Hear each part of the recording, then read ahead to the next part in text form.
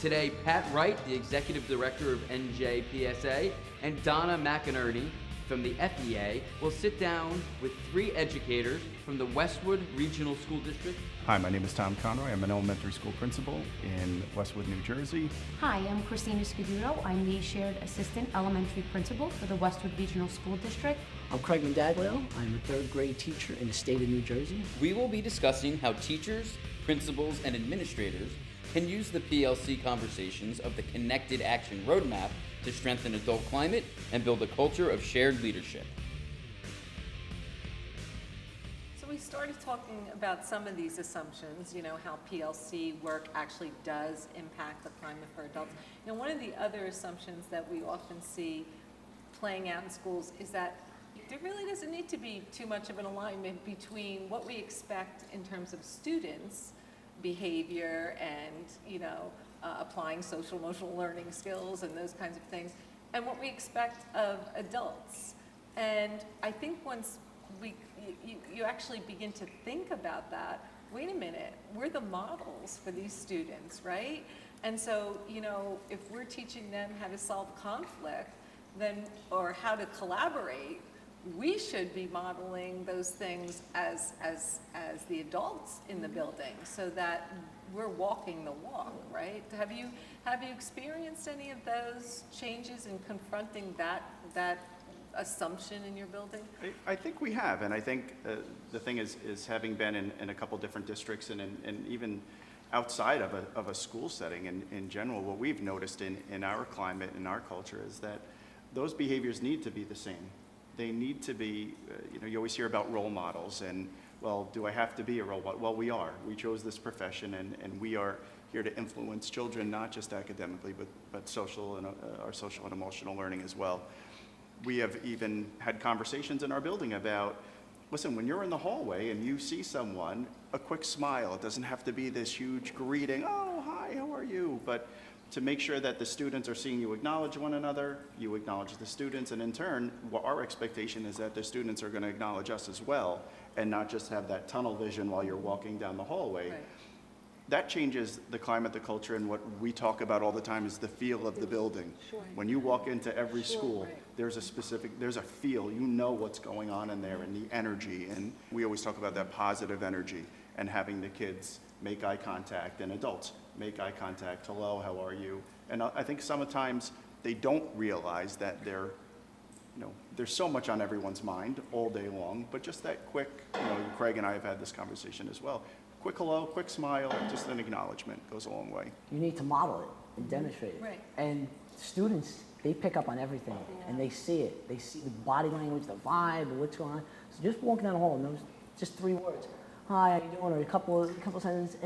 And the main thing, like Tom said as well, eye contact. You don't want to look by, so you want to look at that, so they can see what you're doing. And not only with other teachers, but with other students as well. Right. Students walking down the hall, high five. I'm always giving high fives to students. And just that interaction, we'll brighten up a kid's day, we'll see how he does, and we'll see other teachers actually incorporate that as well. Because you want to have that good vibe in the school, and that good morale that's going on, so it gets you through the day and positive things will happen. And we've really encouraged at Brookside School to the teachers, your morning greeting the kids in the morning is so critical and vital to your day. Waiting at the door for them or picking them up outside in the morning, saying good morning to each of them and making that eye contact really sets your climate for the day in your classroom. Sure. Telling Mary, hey, I'm so happy you're in school today. Like you were out sick yesterday, or Johnny, you got a new haircut. That brightens a child's day and just goes a long way. Yeah. Why not do the same to your colleagues? You see them walking down the hall. It's the same thing. It's a vice versa. It's your students need it just as much as your professional colleagues do.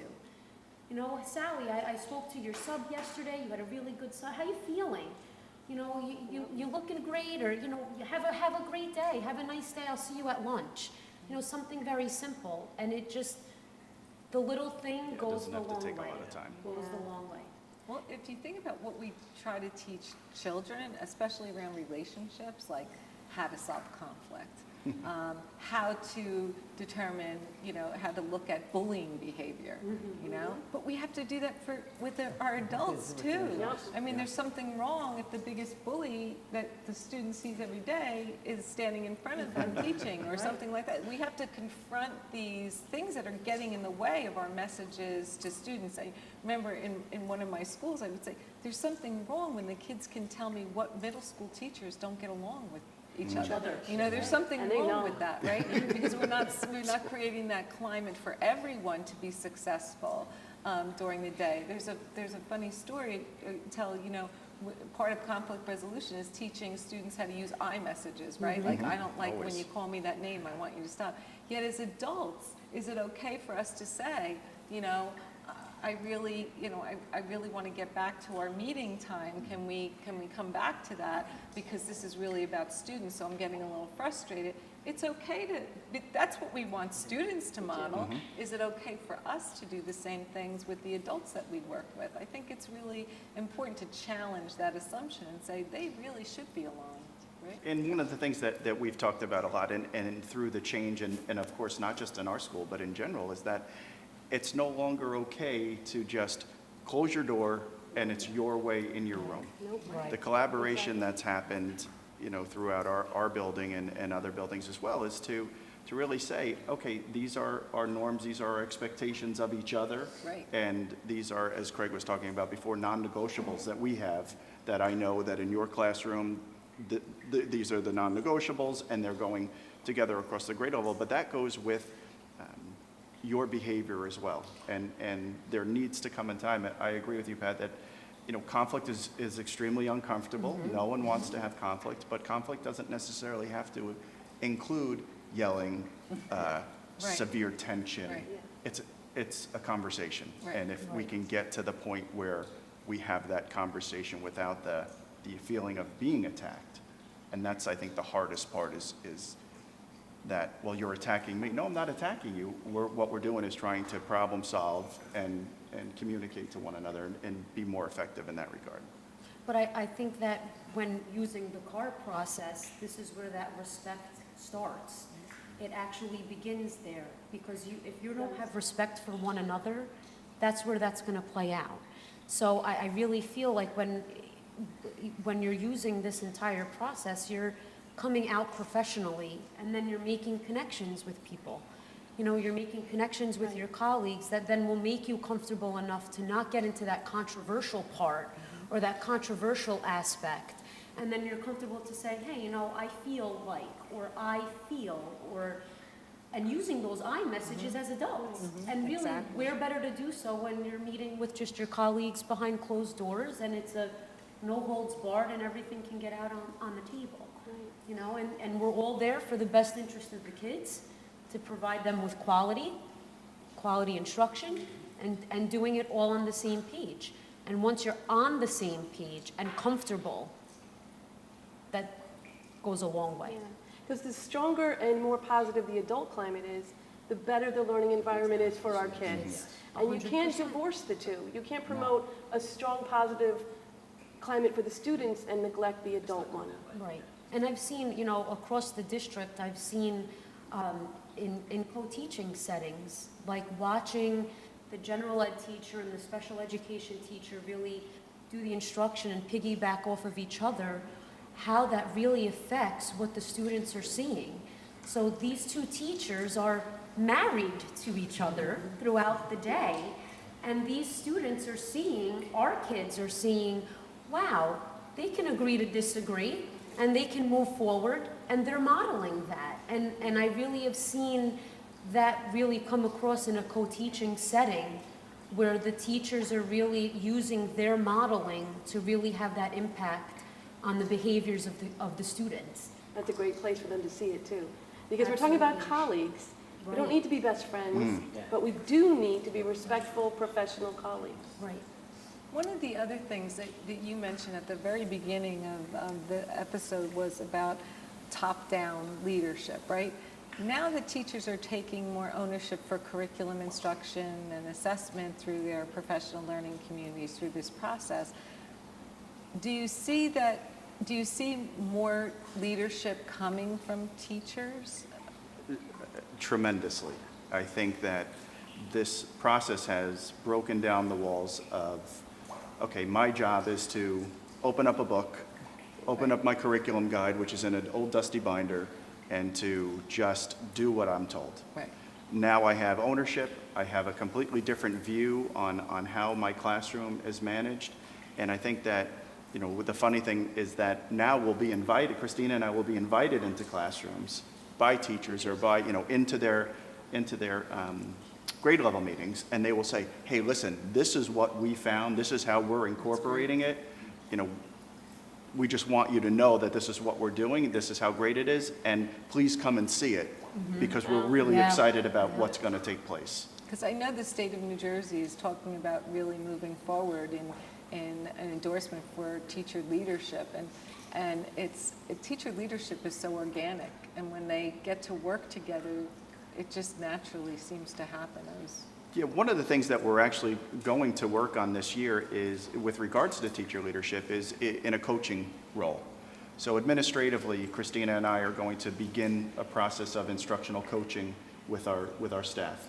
We're going to start off on a completely voluntary basis, and then what we're going to do is work through that process to eventually get to the point where we can have peer coaching situations. Nice. Which will be voluntary, but to invite your colleague in Right. and have a pre-conference, have them sit on an agreed upon instructional strategy and feel Certain comfortable focus. and a focus, and then post-conference together to talk about, without any leadership involved, any administratively involved, that they are the teacher leaders, they are the ones that are creating this climate and culture for one another to grow professionally, so that it's not that feeling of, here we go again, okay, we have to push this initiative forward, that they really own it and they know and trust in their colleague that that's where it stays. And that's a good way too to have some of these teachers that have trouble opening up and many things where, you know, one of your friends in the school, that colleague, will be able to come in there and you talk, hey, this is what we're going to go over, I'll review it, and it's easier to kind of talk to that one friend at first that'll open up more when you're in your PCL and when you're doing your C.A.R process program. It kind of opens up these other teachers that are a little more timid and try to do it.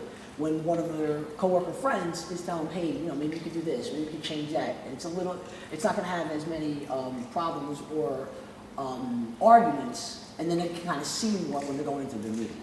And just to piggyback off of teacher leaders, something that, you know, we've seen and we encourage, you know, Tom and I are getting phone calls throughout the day, you've got to come up here, you've got to come see this. Yes. You know, our students are, oh my gosh, Yeah, you've so got, fun. and we drop it and we're there.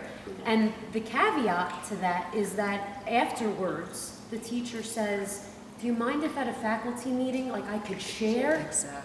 And right away, it's absolutely 100%. We would love for you to share what you just showed us. And it just goes, it piggybacks off of, we're not here to say, hi, gotcha. Right. We're resourceful. We want you to shine. You know, we want you to call us and showcase those things that you're doing that are really modeling what our vision is and what we're all envisioning. And why not share that? Absolutely. So, and that's something that when we get those calls, we you know, sometimes we're together because we're working on something, and we look at each other and it's, let's go see what's happening up there, because for them to call, and it's from a teacher you'd never expect sometimes. And so proud of their work. And proud, yeah, they take Right. pride. And that's what I think is the whole course of it all, is really, as an educator, taking pride in what you're doing, even if it doesn't work. And Even if it doesn't work. Christina, and that's what we're seeing across a number of the schools implementing C.A.R, is this move from teachers feeling powerless to teachers feeling empowered, treated like professionals, working collaboratively as colleagues. And like what you were saying before, much better is having at faculty meetings, having that teacher display what they did. And it's kind of having them feel like, hey, this worked, and I want to show everyone that, and it's going to open up to more, and have a teacher that's sitting at that meeting, wow, that might work for my room, let me try that. So you're giving them the forefront, you're giving them the space and the time to display what they did. And we're hoping that with that in mind, Tom's coaching perspective would really play a tremendous role. At a faculty meeting, you're hearing a colleague of yours say, hey, I tried this in my room and it worked. The parents were happy, the kids are enjoying it, they're really getting out of it what we wanted. And now you have this coaching process where it's, hey, walk into the colleague that really thinks it'll work out in their room and coach them through that. See if it works. Yeah. You know, it's trial and error. And like we said, this is live and ongoing, it gets revised. Discuss your strengths. You know, Right, because if you're helping me today, later on in the school year, I've got strengths that I'll be sharing with you as well. correct, yeah. And then that affords the opportunity to work on the climate of the building. Now you have colleagues working together in something that they didn't even realize they made the connection professionally because their students both needed the same things. And now here they are building a professional relationship, which is what our goal really is. So the adult-to-adult climate is often the big elephant in the room, and you've made great strides in improving it in your school. What are the biggest lessons learned along this multi-year process? A big lesson that you learn is it's okay to make mistakes. It's okay that things are not going to work, and you're not a failure because it didn't work. And it's good to work as a team with your grade level to see what will work and try different strategies and come together professionally with your colleagues so that what you do there professionally will integrate into what you're producing and bringing to your students. Great. I think the biggest lesson learned for me is that the school itself is a place that is a living, breathing organization. And just like the process of C.A.R, your progression over time, you don't have to be at a certain place at a certain time. I think that just happens organically. And I think that once people feel comfortable enough to be themselves and to be open and know that there is a safe place to share, and it's okay to, as we've talked about the entire program here, that it's okay to disagree. And it doesn't mean that I dislike you personally. Our philosophies may differ, but I have to be open to hearing you and to listening and hear you and understanding where you're coming from, and people being in that comfort zone of that what happens here kind of stays here, and in that trust factor. For me, it all comes back, the process comes back to a trust factor. And I think that once this is opened up to more schools and to more districts, and people understand the process more, I think they'll see that it is a transformational process, and that you see teacher leaders come to the forefront, and you see people really getting a better understanding of what it is to be a part of a team and to work collaboratively. Yeah, I think a huge lesson for me is watching that the resourcefulness is not only on the administrative level, it's in front of you, really. And I think once your teachers or our teachers realize the expertise of their colleagues and what their colleagues bring to the table, they've begun to realize that their resources are far beyond the administrative level. They're at their fingertips. And it's okay to go and ask questions. Yeah. It's okay to go to your colleague and say, can you help me with this? You know, or what do you know about it? How can I help little Johnny in my classroom, because this is what your expertise is in. You know, I'm the ELA expert, but you're the math expert. And, you know, how can I maybe twist in an interdisciplinary skill to kind of help my student out? And I think a lesson for me that I saw was a huge impact on just utilizing your resources that are really around you. And it goes far beyond what our resources are, you know, and what we could provide as administrators. But the teachers can provide a resource as well and be resourceful as well. So you saw that collaboration, shared leadership, and risk-taking were critical elements to improving the adult climate. Yeah, And of course, student learning, which is always our goal. right. Well, I really want to thank Brookside Elementary School for being here today and for participating with us. And I want to thank the audience for listening to this conversation, because we really believe that by challenging assumptions that we've long held in schools and by having conversations about them, we can really enhance the climate and culture of our building for everyone, for the adults who work in them and for the students who are learning there every day. Thank you.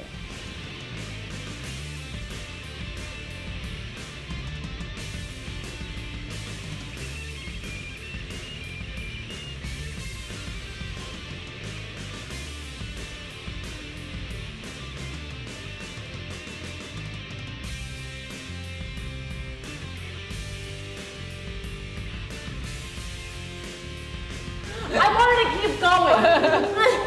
I'm so sorry. Oh, boy.